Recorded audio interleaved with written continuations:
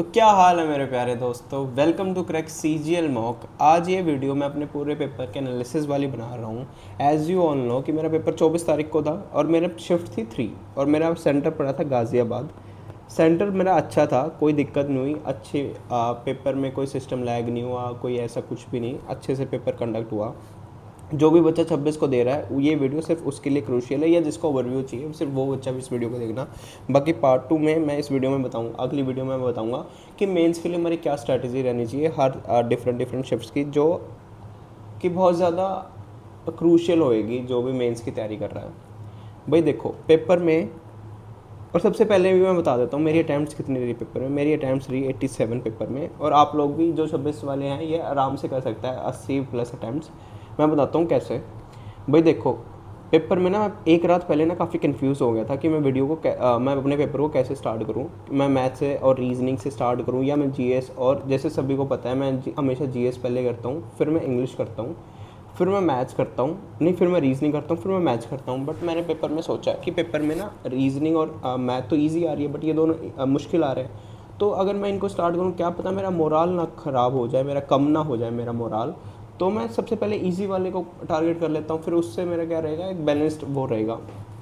तो मैंने रात को प्रकाश सर से मैंने बात की, और उनका भाई ही इज़ टू हेल्पिंग, और मैं उनको ना काफ़ी मानता भी हूँ। तो मैंने उनको रात को मैसेज किया और उन्होंने बताया कि भाई जैसे तू करता रहता है ना वैसे ही पेपर को अटैम्प्ट कर, और वही तुम्हारे लिए तेरे लिए बेस्ट होगा।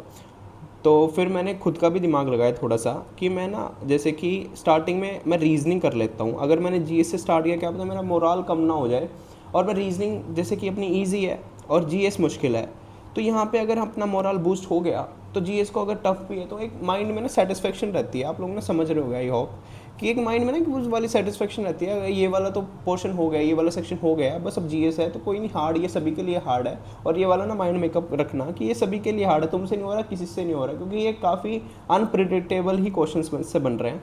और फिर मैंने इंग्लिश को उठाया। इंग्लिश ईजी थी, आप लोग भी ऐसे ही कर सकते हो अगर आप लोगों के, बाकी जिसको जैसे पेपर अटेम्प्ट करना अच्छा लगता है वैसे करना।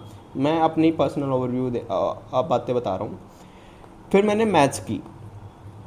भाई स्टार्टिंग में मैंने पेपर किया, मैंने 2 गो में पेपर को किया है। रीजनिंग मैंने स्टार्ट करी, मेरी ना रीजनिंग में 23 क्वेश्चन बन गए थे फर्स्ट गो में ही, और मेरे को यहाँ पे टाइम लगा था 9 मिनट।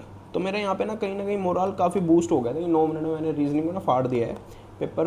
एक सेक्शन तो मेरा कहीं ना कहीं ख़त्म हो गया, तो माइंड ना काफ़ी रिलैक्सड हो गया था। फिर मैंने जीएस को उठाया। जीएस ना काफ़ी हार्ड थी भाई, मैं सच्ची बता रहा हूँ, बहुत ज़्यादा टफ थी। मैंने क्वेश्चंस को ना सुना भी नहीं है, वहाँ से क्वेश्चंस बन रहे थे, बड़े अनप्रेडिक्टेबल थे। और इनफैक्ट मैंने लास्ट के ना 5-6 दिन सिर्फ जीएस को ही दिए हैं, और समझ सकते हो आप लोग कि मैंने सारे बेस्ट टीचर्स से पढ़ा है, और समझ सकते हो किन किन का मैं नाम ले रहा हूँ यहाँ पे। उनका मैंने कंटेंट पढ़ा है भाई, नहीं बनना था पेपर वहाँ से भाई, बड़े ही डिफरेंट ही क्वेश्चंस थे। और तो फिर मैंने सोचा जो जो मेरे से यहाँ से बन रहा है मैं उनको कर लेता हूँ। मेरे वहाँ से ना 6 क्वेश्चंस मैंने किए बस खुद से, तो मेरे 6 क्वेश्चंस हो गए थे। फिर मैंने उठाई इंग्लिश। इंग्लिश मैंने देखी, मैंने फर्स्ट गो में यहाँ पे 15 क्वेश्चंस अटैम्प्ट कर दिए थे। मेरा पैसेज था, कॉम्प्रीहेंशन था, तो मैंने कॉम्प्रीहेंशन और पीक्यूआरएस को सोचा कि मैं इसको सेकंड गो में करूँगा, और ये मैंने पहले ही माइंड में बना लिया था कि कॉम्प्रीहेंशन और पीक्यूआरएस देखते ही छोड़ना, चाहिए वो कितना ही बड़ा हो चाहे कितना ही छोटा हो। फिर मैंने उठाई मैथ्स। भाई मैथ्स में मैं सच्ची बताऊँ, मेरे को ना स्किपिंग की भी ही लोड नहीं पड़ी, क्योंकि बहुत ज़्यादा इजी था पेपर मैथ्स का। तो मैंने फर्स्ट गो में मैं मैथ्स को करता गया और कोई स्किपिंग की ज़रूरत नहीं पड़ी, और मैंने फर्स्ट गो में ही पेपर में लगभग 22 क्वेश्चंस बना लिए थे, और टाइम मेरे को लगा था 20 मिनट में। 20 मिनट में मैंने सारे क्वेश्चंस इनको कर लिया था।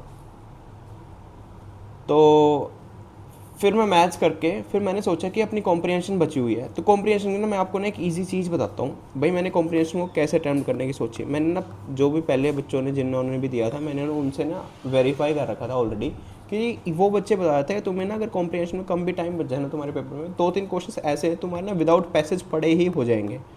तो मैंने वही चीज़ देखी कि 2-3 क्वेश्चन ऐसे बन रहे, तो मैंने बिना पैसेज पढ़े मैंने उन 2-3 क्वेश्चन पे ही गया, और वहाँ पे एक तो मेरे क्वेश्चन में सिनोनियम था, सिनोनियम पूछा था, और वो वर्ड था बड़ा ही कॉमन सा वर्ड है, मैं बता नहीं सकता वो वर्ड, यार आप लोगों को पता है क्यों।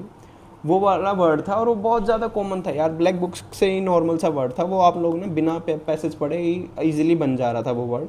और उसमें 2 क्वेश्चंस और थे, मोटिवेशन से रिलेटेड था मेरा कहीं ना कहीं, कुछ इंट्रेंसिक मोटिवेशन पे क्वेश्चन था भाई। 2 क्वेश्चन ना 3 ही ऑप्शन थे कॉम्प्रिहेंशन वालों में, 2 ऑप्शंस ईजिली एलिमिनेट हो पा रहे थे और थर्ड क्वेश्चन टिक हो जाता। तो मैंने ऐसे ही मेरे पेपर में 3 क्वेश्चंस विदाउट रीडिंग पैसेज बन गए थे, बचे थे 2 क्वेश्चंस। 2 क्वेश्चंस पे मैंने देखा उनकी कीवर्ड्स को देखा कि कीवर्ड्स कहाँ से है। तो कीवर्ड्स में मैंने देखा कि 6-7 लाइन्स के अंदर से ये दोनों क्वेश्चंस फंस रहे थे, इनके कीवर्ड्स को मैच करके ही मैंने किया और वहाँ से दोनों क्वेश्चंस भी हो गए थे। तो मेरा कहीं ना कहीं पैसेज लगभग 4 से 5 मिनट में मैंने सॉल्व कर दिया था पूरा पैसेज। और आप लोग भी ऐसे ही करना, जिनका पैसेज बड़ा आ जाए, मेरा फॉर्चुनेटली पैसेज काफ़ी छोटा भी था, और जिनका बड़ा भी आ जाए ना, स्कीमिंग करना पेपर में, कॉम्प्रिहेंशन में स्कीमिंग करके तुम ना ईजिली कर सकते रहे हो। और 2-3 क्वेश्चन ऐसे हैं जो कि फर्स्ट गो में ही हो जा रहे हैं। रही बात फिर जीएस की, फिर मैंने सेकंड गो में जीएस देखी। जीएस मैंने देखी तो जीएस में मैंने 8 क्वेश्चन पहले बना लिए थे, फिर 7 क्वेश्चंस मैंने सिर्फ और सिर्फ गैस वर्क किया है यहाँ पे मैंने सारे क्वेश्चंस का। और मैंने गैस वर्क इसलिए लिया कि मेरे नंबर ऑफ अटैम्प्ट्स मैं हमेशा थोड़ा रिस्क पे ही फैक्टर पे प्ले करता हूँ कि नंबर ऑफ अटैम्प्ट्स मैं चलो बढ़ा लेता हूँ और रिस्क इतना उठा ही लेते हैं कि भाई देखो नंबर ऑफ टाइम्स मैं ज़्यादा रखता हूँ। तो मैंने सिर्फ और सिर्फ इसलिए मैंने 7 क्वेश्चंस में गैस वर्क लिया। बाकी आप लोगों की मर्जी है, जिसको थोड़ा रिस्क फैक्टर जो लेता है वो बच्चा गैस वर्क ले सकता है, otherwise it's up to you, आपको लेना है कि नहीं लेना है। तो मेरे ओवरऑल रीजनिंग में 23 क्वेश्चंस बन गए थे और मैथ्स में मेरे बने हैं 24 क्वेश्चन, इंग्लिश में मेरे बने हैं 25 क्वेश्चन और जीएस में बने हैं मेरे 15 क्वेश्चन।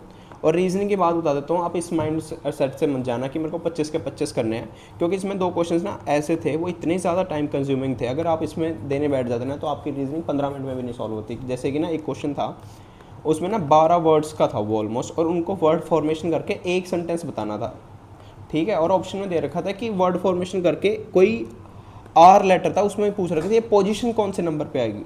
भाई वो वर्ड को फॉर्मेशन करने में इतना टाइम लग जाता, तो मैंने ना 5 मिनट भी दे देता ना मैं उस पेपर में, मेरे से नहीं बनता वो, तो इसलिए मैंने उसको भी स्किप कर दिया था। और एक और क्वेश्चन था उसकी टाइप ही अलग थी, तो वो भी मैंने स्किप कर दिया था। तो आप लोग भी ऐसे ही करना। बाकी रीजनिंग ईजी थी यार, चिल रहना, और मैथ भी काफ़ी ईजी था, बस फॉर्मूलाज ना रट लेना, जो भी फॉर्मूलाज नए नए हैं जैसे prism, pyramid, sphere, cube, cuboid, ये सारे ना रट लेना अच्छे से।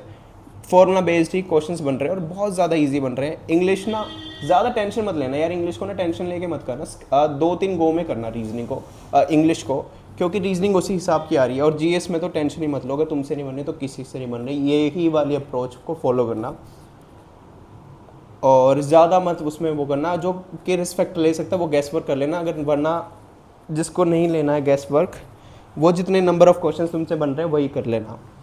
तो आई होप आप लोगों को मेरी एनालिसिस अच्छी लगी होगी। और सेकंड पार्ट में मेंस की बातें करेंगे। चलो आई होप आप